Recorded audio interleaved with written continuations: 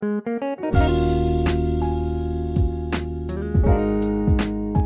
kasih. Saya pikir cukup di sini yang saya sampaikan. Semoga bermanfaat untuk ibu-ibu, untuk yang saudara-saudaranya hamil, untuk bapak-bapak, ya, untuk mempersiapkan kehamilan berikutnya untuk istri-istrinya. Semoga bermanfaat ya. Terima kasih. Saya kembalikan kepada Meni sebagai moderator. Assalamualaikum warahmatullahi wabarakatuh.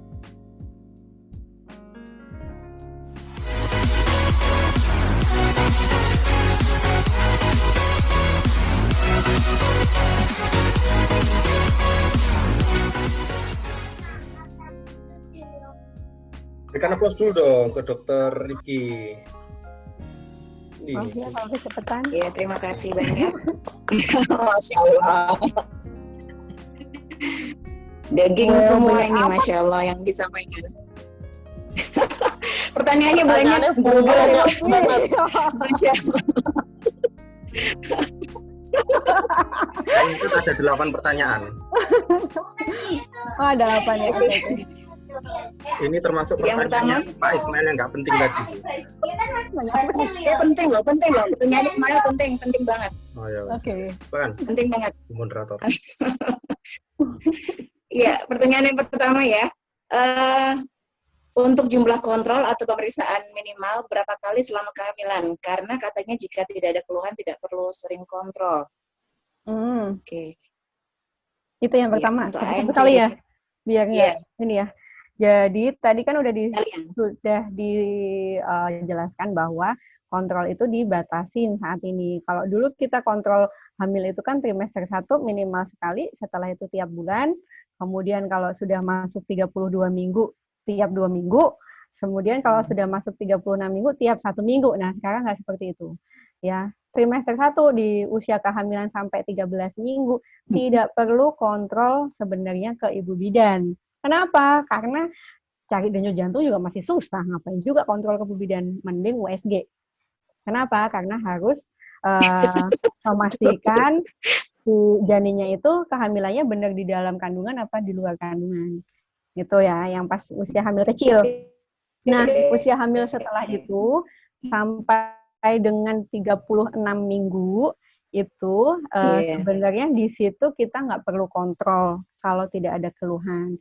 Tapi itu digantikan dengan telekonsultasi. Jadi by telepon atau by WA ke ibu bidan ya.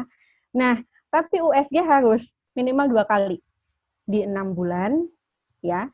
Kemudian diulang lagi boleh di 30 minggu lah kalau aku pikir ya, sambil melihat beratnya 30 atau 32 minggu. Jadi USG 2 kali. Ya. Kemudian nanti di 36 minggu ke atas, nah di situ memang harus kontrol ke ya bu bidan atau ke dokter. Memang disitulah kontrolnya seminggu sekali atau bisa lebih jarangkan di 2 minggu sekali selama tidak ada masalah. USG perlu nggak kalau ada indikasi, misalkan dilihat oleh bu bidan, wah kayaknya bayinya kecil ya, perutnya diukur kecil, nah atau bayinya terlalu gede ya, nah itu perlu kita misalkan ya udah rujuk buat USG kayak gitu ya. Jadi memang nggak seperti dulu lagi, tapi tetap harus dengan telekonsultasi klinis. Memang ini menjadi dilema ya, karena nggak semua fasilitas kesehatan itu mau, bahkan mungkin di awal-awal apalagi pas ya 1 bulan pertama lah itu cenderung takut, menghindari, tutup semua, bidan semua tutup, puskesmas tutup, nggak nerima ibu hamil. Nah, memang awal-awal seperti itu, tapi dengan berjalannya waktu, POGI semakin aktif memberikan rekomendasi, saat ini lebih terbuka ya.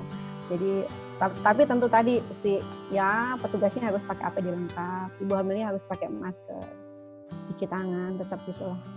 Gitu kira-kira. Ya. Oposisi Sintakon? Sintari Nurul. Oh ya, terus satu lagi ya, cek lab, pemeriksaan darah harus tetap dilakukan. Jadi saat ini untuk melakukan pemeriksaan darah. Pertanyaan yang berikutnya ya.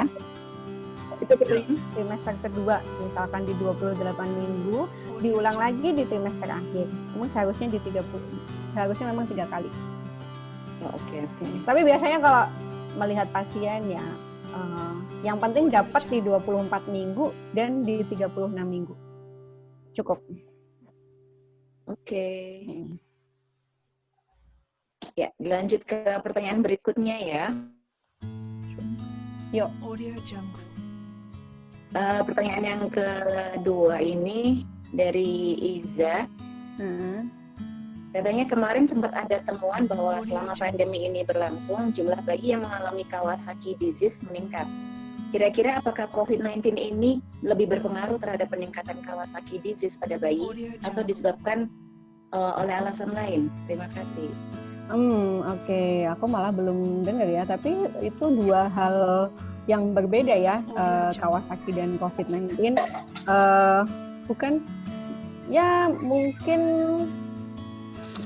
bisa menjadi dua hal koinsiden di mana terjadi sistem imun tubuh turun, jadi lebih mudah terinfeksi. Tapi saya pikir penelitian belum ada yang menyebabkan bahwa ada meningkatnya Kawasaki disease karena pada pandemi COVID-19 ini belum ada penelitian yang ke arah sana. Itu dua kondisi yang berbeda, jadi koinsiden. Ya. Semoga menjawab. Semoga menjawab. Selanjutnya. Belum ada referensi yang menyatakan itu saling berpengaruh ya. Meni kayaknya coba geser dikit deh nih. Selanjutnya nih dari Kumala, tips mengatasi kegalauan. Iya, saat mendekati. Kumala lagi hamil. Aku udah geser maju mundur. Cek. Gak tahu ini lagi mempersalinan apa. Coba tanya suaminya. Wah, lagi hamil tuh. Iya, HPL 21 Juni nih. Galau nih. Berapa minggu? Ini udah 36. 21 Juni. Kehamilan ke? Oh iya. Ketiga sih, yang kedua kan ini abortus kemarin. SC. Normal, pertama normal. Cincewa. Ya, kalau udah 36 minggu ya tenang tetap. Yang penting waspada terhadap tanda-tanda persalinan ya. Yang pertama kontraksi teratur 5 menit sekali. Itu tanda persalinan. Keluar lendir darah atau ketubannya pecah, keluar cairan tapi nggak kontraksi. Nah, itu tanda-tanda yang harus datang. Satu lagi yang harus diperhatikan adalah gerakan janin. Tadi aku bilang 1 jam itu bayi harus nendang sekali. Kalau sejam dia nggak nendang, tunggu sejam kemudian sambil distimulasi, gerakin dikit aja, ngobrol. Kalau nggak nendang juga udah langsung kontrol buat ngecek denyut jantung janin ya. Karena banyak kasus yang menjadikan bayi meninggal di usia hamil yang udah tua itu biasanya karena orang tua menganggap bayinya nggak gerak, ya kali tidur kali. Padahal kan bayi tidur sama orang tuanya tidur kan beda. Bayi bukan tidur yang 8 jam nggak ngapa-ngapain kayak kita. Jadi bayi tidur ya tetap harus gerak, itulah. Jadi kebanyakan karena keterlambatan dia datang. Jadi pokoknya sejam nggak gerak, tunggu sejam nggak gerak juga langsung kontrol. Itu tanda-tanda yang mengancam tadi ya. 4 gerakan, kontraksi, lendir darah, dan ketuban pecah. Nah, persalinan di mana nih aku nih sebaiknya nih? Tergantung ini ya, mungkin kalau aku angka COVID di Tuban nggak gitu ngeh ya. Yang intinya gini, kalau saya sendiri lebih banyak mendorong pasien untuk persalinan jika memang tidak ada komplikasi, persalinan di klinik Pratama atau dokter pelayanan primer atau di klinik bidan. Kalau harus benar-benar ke rumah sakit, cari rumah sakit ibu dan anak. Karena rumah sakit ibu dan anak itu lebih minimal lah paparannya terhadap pasien-pasien PDP atau COVID ya. Gitu. Jadi karena kalau di Jakarta kondisinya bukan rumah sakit rujukan pun sudah pada merawat pasien COVID di ruang isolasinya yang rumah sakit umum. Jadi lebih diarahkan ke rumah sakit ibu dan anak. Itu semangat Bumil. Slow motion. Next guys. Next yo. Bro, Bu dokter punya waktu Sampai berapa jam menit lagi 9. nih? Ya, abisin ini nggak boleh ada yang nanya lagi. Ya. Suplemen ya, suplemen ibu hamil cukup. Aku jawab cepat aja ya. Suplemen ibu hamil cukup. Blackmore sudah bagus banget. Blackmore sudah bagus banget. Udah cukup. Terus, aku nge-lag nggak? Aku putus-putus nggak? Enggak. Rifki lancar. Terus pertanyaan Ismail, apa harus ditunda dulu jika ingin merencanakan program hamil? Oke. Gini, pelayanan fertilitas pada pandemi ini memang saat ini sudah dikembangkan tadi telemedicine, cuman aku nggak yakin ya di Tuban udah nyampe nggak ke sana. Tapi kalau kita sudah melakukan telemedicine, jadi konsultasi bisa jadi via telepon tadi. Nah, perlu ditunda nggak? Tergantung. Kalau udah punya anak ya udahlah nanti aja dulu gitu kan, tunda dulu kalau setelah kondisi sudah bagus. Tapi pada pasien-pasien infertil yang sudah lama menikah dan belum memiliki anak, lihat usianya. Kalau udah usia di atas 35, kerjakan. Karena itu udah semi emergency lah, karena cadangan telur perempuan itu di atas 35 udah sangat turun gitu ya. Mail ya. Next, autoimun. Skip bisa dijawab dewe Dok. Iya. Ya, ANC ibu hamil autoimun tetap kontrol by phone sama IPD, penyakit dalam dan objeknya ya. Next, mengenai program kehamilan, suplemen yang baik nggak cuma asam folat ya, antioksidan juga sangat perlu. Yang pertama vitamin D, vitamin D3 itu kalau kita mau program hamil di 1000 ya, minimal 1000. Atau lebih bagus lagi di 5000 unit, 1 kali 5000 unit setiap hari. Kemudian ditambah zinc cukup. Jadi ada 3 komponen, folat, vitamin D, dan zinc untuk suplemennya. Kemudian Ari Sabto, masa pandemi merencanakan kelahiran di rumah sakit apa cukup aman? Udah kejawab ya. Di RS Tuban mau melahirkan RS harus rapid test dulu, efektifkah itu? Oh ya.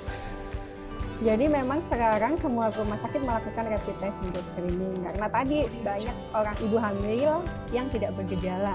Nah, itu kenapa semua di rapid test itu efektif. Jadi rapid test itu kalau yang dipakai oleh pemerintah, rapid test itu serologi ya, melihat antibodi atau yang dicek bukan virusnya tapi tentaranya yang diproduksi oleh tubuh itu yang dicek. Kalau memang positif gimana? Belum tentu positif juga. Kalau negatif gimana? Belum tentu negatif. Jadi kalau rapid test positif, kita harus diulang di hari ke-10.